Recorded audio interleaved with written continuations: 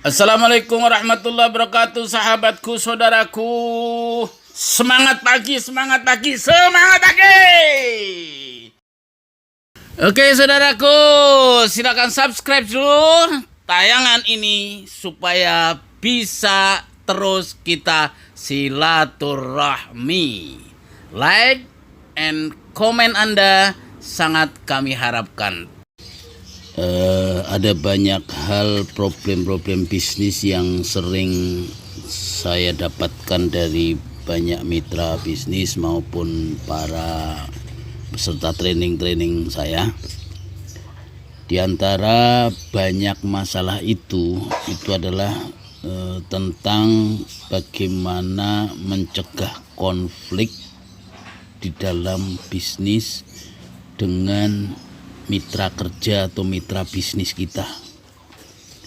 Ya, karena memang ini masalah-masalah yang sangat krusial, karena setiap hari bergaul, setiap hari bisnis bersama antar mitra satu dengan mitra yang lain, antar karyawan, antar sesama dalam satu tim. Nah, ini tidak jarang menimbulkan konflik-konflik internal. Nah, ini yang saya kira memang harus semua pengusaha itu mengantisipasinya.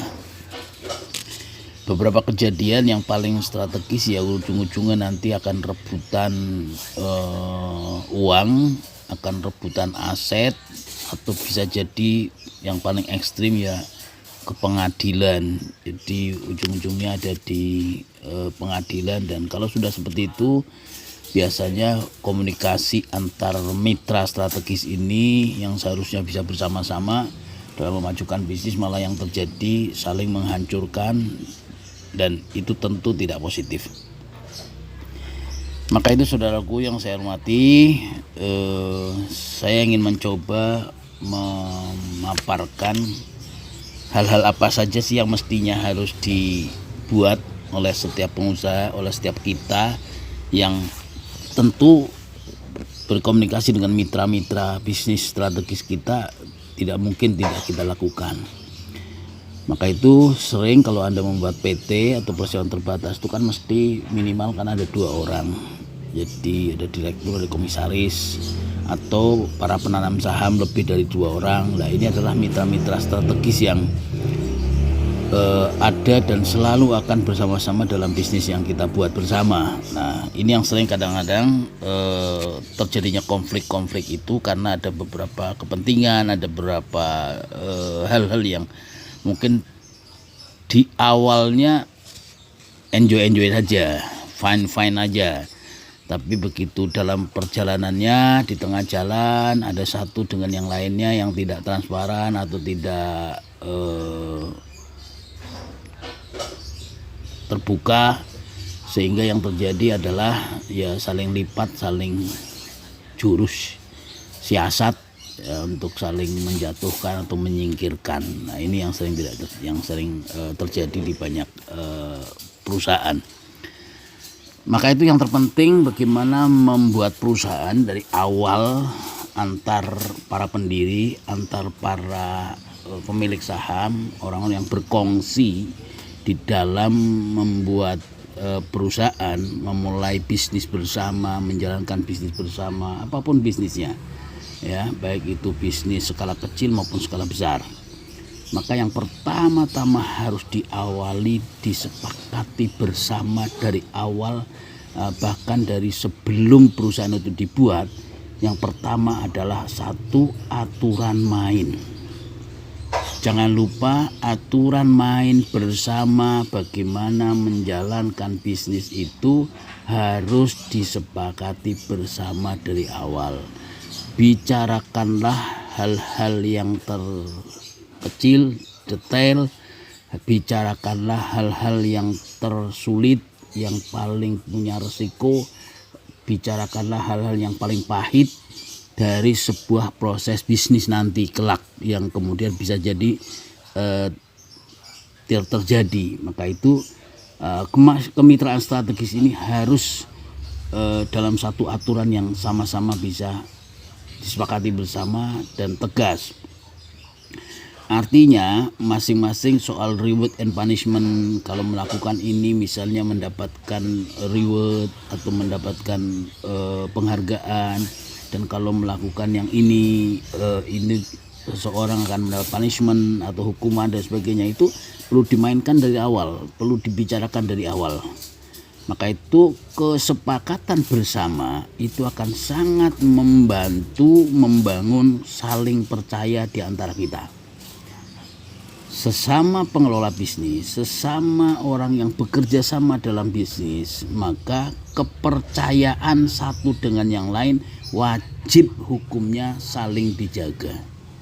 Nah, untuk menjaga saling kepercayaan inilah antara lain perlunya aturan main.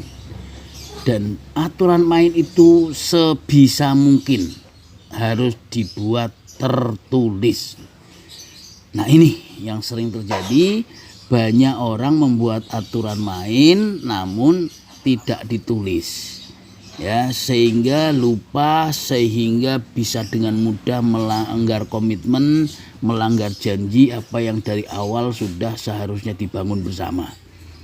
Ya, kenapa? Karena tidak ditulis. Maka itu membuat aturan main yang tertulis dalam sebuah perjanjian kerjasama, walaupun itu dalam hanya selembar kertas, ya, poin-pointernya ditandatangani bersama, bermaterai kalau perlu seperti itu, dan ada saksi, itu menjadi sangat penting bagaimana membangun landasan kerjasama internal sesama mitra bisnis kita.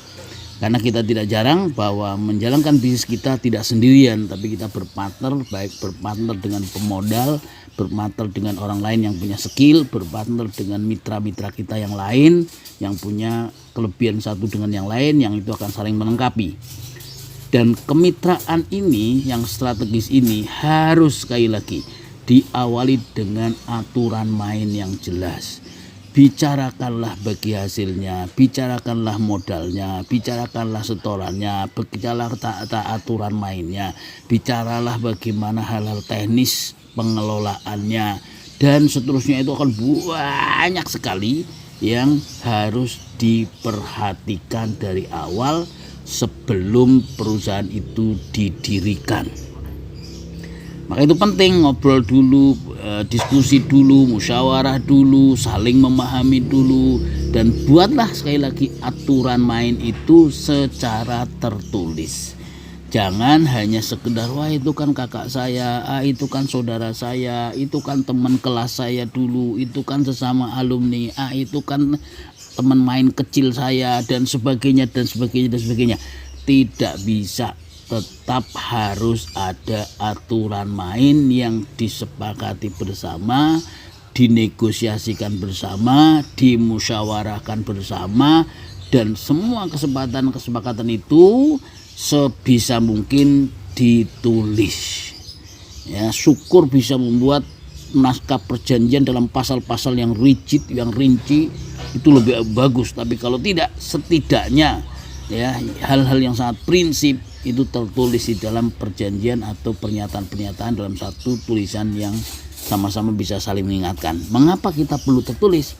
Karena kita manusia, suka lupa, suka tidak ingat apa yang sudah kita omongkan dulu, sekarang lupa, dan seterusnya. Karena kita manusia tukang lupa, al insanu mahalul khoto wanisyan. Kita ini tukang lupa, manusia itu tukang lupa. Maka itu wajib dibuat tercatat supaya suatu ketika perjalanannya seperti apa bisnis ini itu bisa dibuka kembali, bisa sama-sama dipelajari, bisa sama-sama dijadikan acuan untuk bagaimana menjalankan bisnis secara bersama-sama. Itulah saudaraku, jadi jangan berpikir bahwa karena ini saudara, karena ini teman, karena ini adik, karena itu sesama teman kuliah, teman kampus, teman sekolah dan sebagainya, kawan karib, kawan sekampung dan sebagainya, menyepelekan. Nah, itu tidak boleh. Tetap bagaimanapun dia orang lain, dan ketika menjalankan bisnis seperti ini, maka ingat keuntungan uang nanti yang diperoleh uang itu tak mengenal saudara. Dan ini bisa menjadi malapetaka atau bisa menjadi mukjizat kenikmatan ya kalau dikelola dengan baik. Tapi kalau tidak dikelola maka akan menjadi malapetaka di dalam perjalanan bisnis kita. Ingat, uang tidak bersaudara. Maka itu dari awal harus disepakati bersama seluruh aturan main yang akan dijalankan bersama nanti ketika perusahaan ini kita gerakkan, kita jalankan apapun bisnisnya.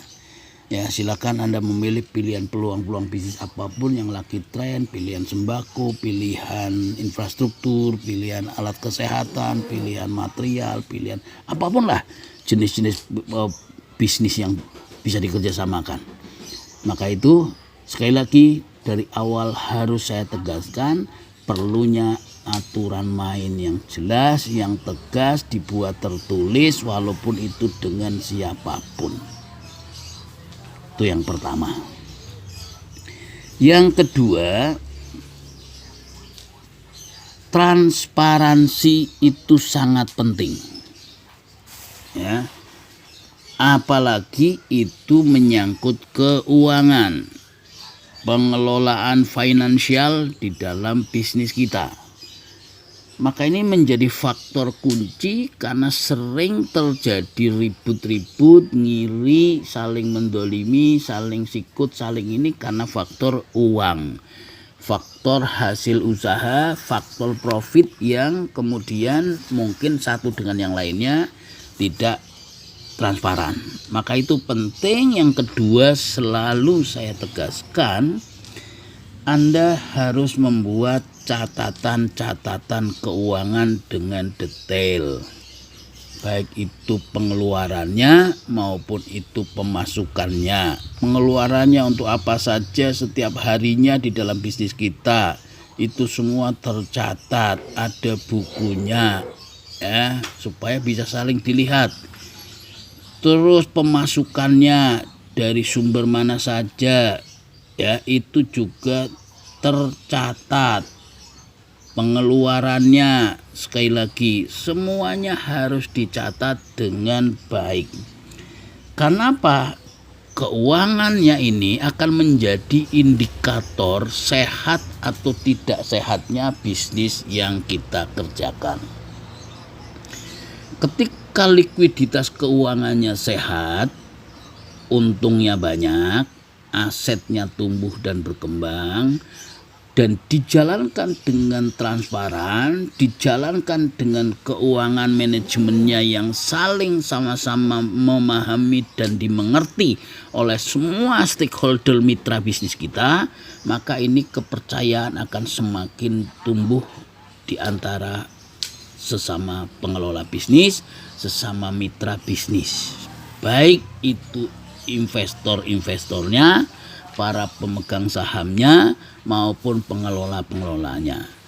Dan pencatatan keuangan, pencatatan keuntungan, pencatatan aset dan seterusnya yang transparan, yang jelas, detail, itu juga akan sangat membantu portfolio dari bisnis yang Anda bangun, sehingga orang luar melihat bisnis Anda itu sangat confident.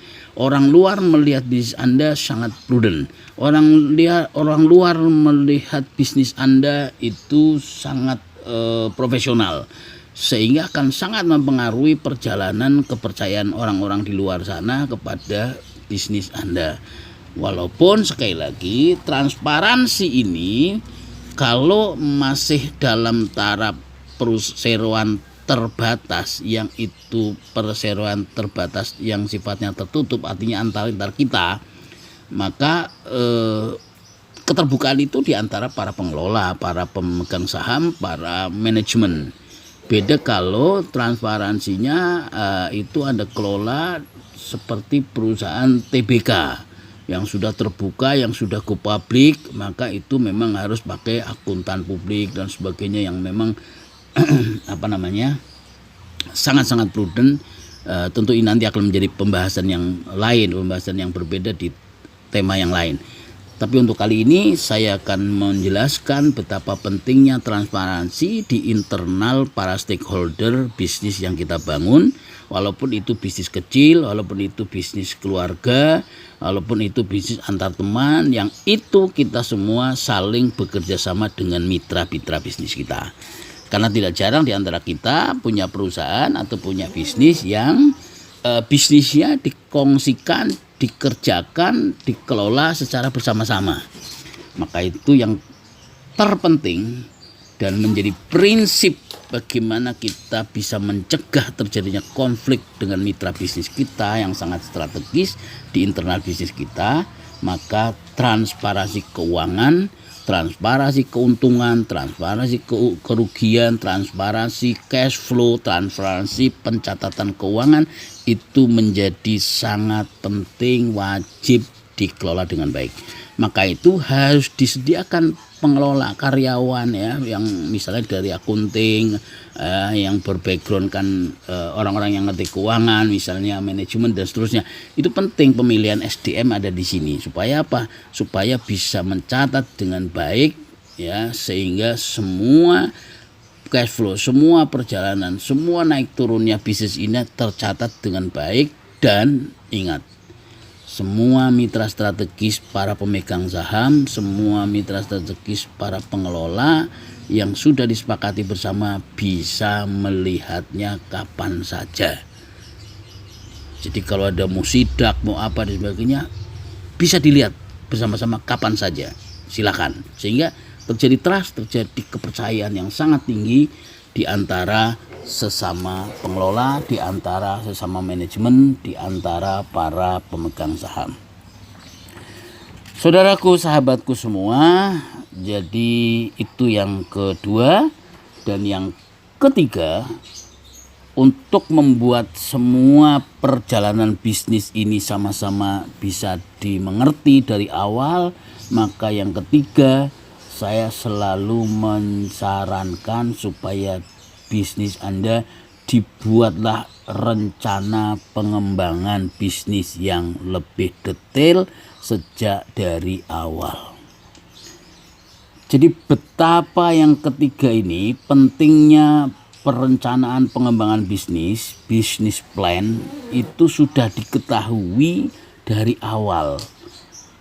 Jadi para pengelola bisnis ini itu akan menyampaikan dan menjalankan bisnisnya seperti apa, strateginya kayak apa, menggunakan uangnya siapa, bagaimana caranya jualan, caranya marketing, caranya produksi, bagaimana pola pengembangan karyawannya, bagaimana pengembangan SDM-nya, dan seterusnya, yang itu terkait dengan perencanaan pengembangan bisnis. Misalnya mau buka cabang lagi, mau buat franchise lagi, mau buat alat lagi, mau menambah investasi alat lagi, mau menambah lahan baru, mau membuat tambahan karyawan, dan seterusnya. Jadi yang terkait dengan perencanaan pengembangan dibicarakanlah dari awal dengan semua pemilik stakeholder atau semua manajemen internal di dalam bisnis kita. Sehingga dengan cara dari awal sudah dibicarakan bagaimana perencanaan pengembangannya. Kalau perlu setiap tahun. Jadi di awal tahun itu sudah direncanakan bagaimana tahun ke depan ini mau kita jalankan. Sebelum ganti tahun sebisa mungkin sudah dirancang tahun depan ini mau mengerjakan apa saja bisnis kita. Mau pengembangan kemana saja, uangnya dari mana, sumber finansialnya seperti apa. Ya, petugasnya siapa, di daerah mana, areal mana, produknya apa, pengembangan produk atau pasar dan seterusnya. Ya, perencanaan pengembangan dari perencanaan keuangan, perencanaan produksi, perencanaan marketing, perencanaan usaha secara umum yang kita sebut tadi sebagai perencanaan pengembangan dari bisnis yang akan kita bikin, maka itu harus dibicarakan. Dan kalau perlu ini semua memang harus ditulis bersama-sama supaya bisa dijadiin acuan. Sehingga pengembangan itu menjadi sangat penting karena di luar sana juga akan berhubungan dengan jaringan-jaringan bisnis yang Anda buat. Tentu komunikasi dengan jaringan, hubungan dengan jaringan-jaringan pihak luar yang ada di sana dan akan masuk ke pengelolaan bisnis kita, supplier akan bermitra dengan kita dan seterusnya pihak-pihak lain. Maka pentingnya untuk membangun dari awal perencanaan pengembangan bisnis kita mau seperti apa.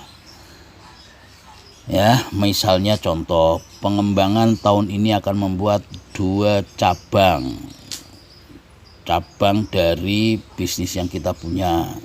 Ya, misalnya finansial BMT buka cabang kas, kantor kas baru 2 cabang tahun ini. Atau misalnya kalau Anda perusahaan mebel mau buat pameran tahun ini sekian kali.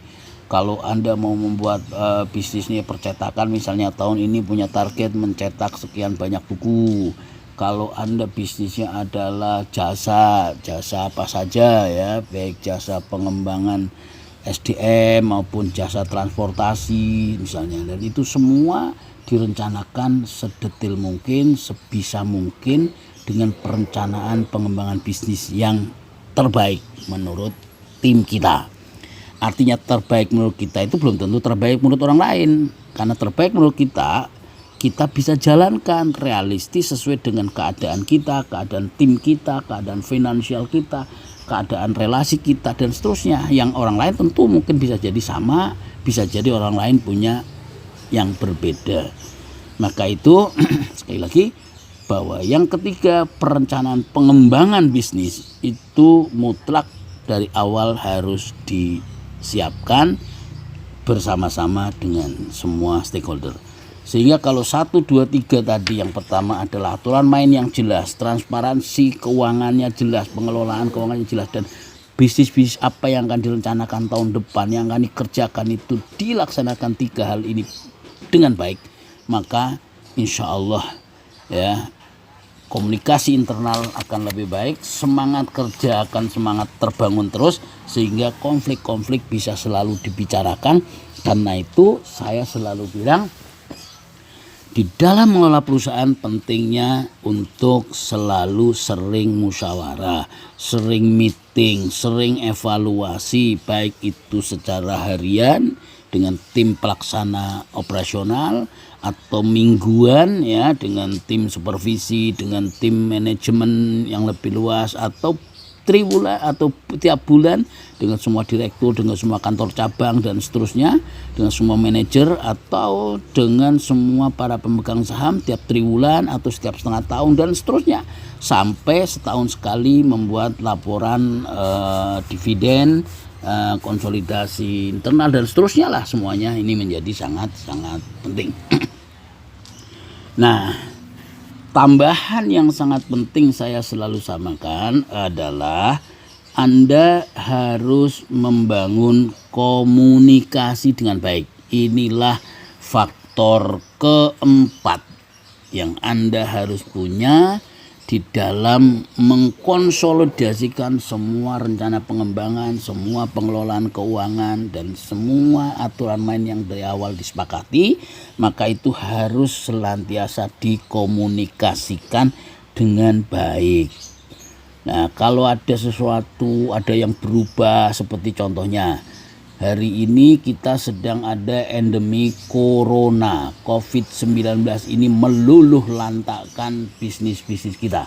Apa yang terjadi? Tentu yang terjadi adalah banyak bisnis-bisnis teman-teman yang bangkrut, yang tidak direncanakan sebelumnya, omsetnya ambrol sehingga berhenti produksi, sehingga harus mengatur ulang cash flow, mengatur tata ulang bagaimana perjalanan bisnis, karena rata-rata 70 sampai 90% bisnis kita off di masa PSBB atau di masa social distancing akibat COVID-19 ya. Ekonomi kita anjlok, dan ini semua tentu ada perubahan-perubahan di dalam internal bisnis kita.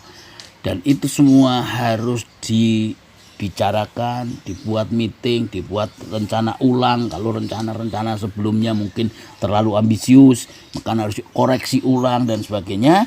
Maka yang keempat menjadi sangat penting adalah membangun komunikasi. Ya, sehingga membangun komunikasi baik internal maupun dengan eksternal, dengan pihak-pihak strategis, dengan para stakeholder, dengan para pengelola, dengan para pemegang saham. Maka meeting-meeting bulanan, meeting-meeting mingguan, meeting-meeting harian, ya, itu harus menjadi standar operasional yang harus dijalankan, baik itu secara fisik maupun komunikasi lewat email, lewat WhatsApp, lewat SMS, lewat telepon dan seterusnya. Itu adalah sarana-sarana bagaimana kita bisa mengkomunikasikan perjalanan bisnis kita.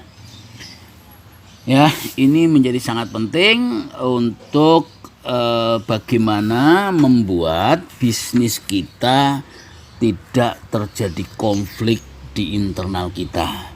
4 hal itulah minimal yang harus kita bangun bersama, baik dalam menghadapi masa-masa sulit seperti sekarang akibat wabah endemi corona ini, maupun pada saat-saat yang lain yang lebih natural, yang lebih bersahaja. Apalagi sekali lagi masa-masa sulit itu harus lebih mengeratkan komunikasinya, harus mengintensifkan transparansi, harus mengintensifkan rencana-rencana pengembangan, harus mungkin ada restrukturisasi, mungkin ada perubahan-perubahan rencana kerja dan seterusnya. Maka itu perlunya untuk dijaga bersama di masa-masa sulit seperti ini. Terjadinya konflik, terjadinya miskomunikasi, terjadinya hal-hal yang tidak diinginkan di dalam membangun jaringan bisnis kita. Saudaraku, sahabatku, bahwa sekali lagi pentingnya kita bersama-sama untuk menciptakan sebuah bisnis yang kondusif di masa-masa sulit. Jangan saling curiga, jangan saling suudzon, tapi harus dijaga bersama husnudzon kita, berprasangka baik-baik kita. Maka itu semua terjadi manakala kita bisa mengelola bisnis ini dengan sebaik-baiknya. Seperti yang saya sarankan di depan, ini menjawab dari banyaknya orang-orang yang berkeluh kesah, SMS, telepon, email, atau menyampaikan pendapat-pendapatnya kepada saya, baik kemarin sebelum endemi corona ini atau sekarang-sekarang yang sedang memang masa-masa sulit, lewat berbagai media yang tadi sudah saya bicarakan, khususnya media sosial. Karena kita selalu sering berkomunikasi dengan para alumni pelatihan kita, sehingga mereka banyak lewat grup selalu berkomunikasi dengan kita, dan saya jawab ini menjadi bagian-bagian dari ide atau saran-saran saya. Semoga ini bisa sama-sama kita praktekkan demi suksesnya kita bersama-sama, demi berjalannya masa-masa sulit ini di bisnis-bisnis kita dengan sebaik-baiknya. Terima kasih sahabatku, saudaraku, mudah-mudahan bermanfaat. Assalamualaikum warahmatullahi wabarakatuh. Oke saudaraku, setelah Anda mendengarkan paparan ini, silakan selanjutnya Anda subscribe supaya komunikasi kita terus terupdate, dan Anda pun bisa konsultasi. Silakan dikasih catatan-catatan atau usul sarannya, sehingga kita terus bisa memperbaiki bisnis-bisnis kita. Sekali lagi silakan subscribe, supaya like juga, dan komen-komen Anda menjadi sangat penting untuk kita dengarkan selalu.